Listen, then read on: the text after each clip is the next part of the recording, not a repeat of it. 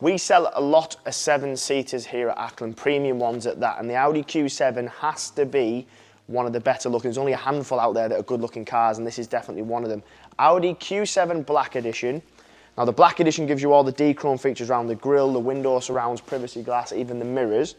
It's the 50 TDI, which is a 3-litre diesel, 286 brake horsepower, which is the engine you would want, matched with the specification you would want. It's a 71 plate, full service history, 48,000 miles. So a great family SUV. The couple of upgrades it has are important. First one of the wheels, 21-inch blade alloy wheels. You've got the gloss black shadow, diamond cut face.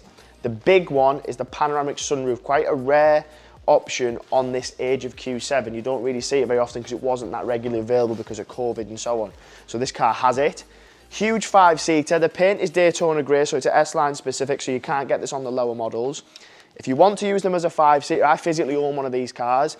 I use mine as a 5-seater every day, very spacious, got that huge pan roof.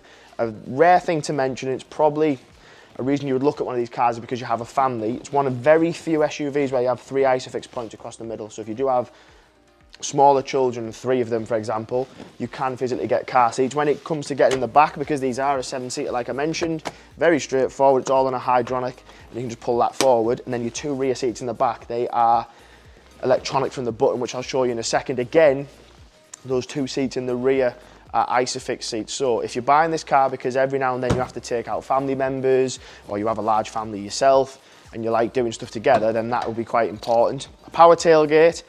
And another big selling point on the Q7 for me is if you're having a look at 7-seaters, there are very few out there where you physically have boot space once the seats are up. So to having 7-seater, still with an element of boot space, you can get quite a lot of stuff in there, especially if you're going out with the family, or you could even have it as a 6-seater, then you can get even more in again. So again, very spacious car, but still has a good look. The last thing you want to be doing is driving around a boring looking car. The Q7 definitely isn't that.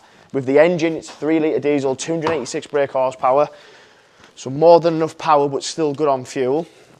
When you get to the interior, you've got the latest interior. So you've got the dual screen through the middle, virtual cockpit in the centre, fine Nappa leather all the way throughout, and those seats are heated. Good thing is as well, there are memory setting as well, so if it's going to be the main family car, you're not arguing about who's left the seat in the wrong position. Just over 48,000 miles. It's got traffic sign recognition, virtual cockpit, which I find very easy, straightforward to use. That'll have your navigation, media, telephone all up in there as well. Cruise control obviously, but then this was the update they did in late 2020. So you've got dual screen, your top screen has your navigation, media, telephone, all your car settings, but then if I pop it into reverse, you're also going to see a rear view camera, front and rear sensors, that comes up on there, but then your screen down the bottom has your climate control, your heated seats, your pre-sense, everything like that. Quattro 4-wheel drive is a big one. To have a car this size and not a 4-wheel drive would be a negative, but this one obviously is a 4-wheel drive, 3-litre diesel, massive sliding pan roof, which I think on a car this value, especially when it was new, you would want a roof, but when it comes to second hand, you're saving a lot of money, but you've got all the good spec that you would want. So it's been kept in very good condition.